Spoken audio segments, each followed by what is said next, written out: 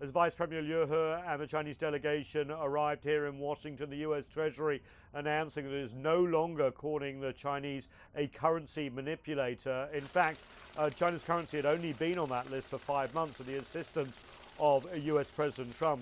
5 times before, the Treasury Department said no, the Chinese are not devaluing their currency against the US uncompetitively, and now it's come off. There were no sanctions put on China as a result of that list. So is that a sort of goodwill measure? Well, we'll wait and see. Remember, we don't know exactly what's on this deal. We know that the US has been talking openly about increased purchases by China, especially in the agricultural area, $40 to $50 billion a year, $200 billion over 2 years of all extra exports from the US to China. We'll see how those are detailed. We know that there's a talk of agreement on intellectual property, on market access for both countries, also currency. There'll be other things in there, but what won't be in there is some of the hard stuff that is being pushed off into phase 2.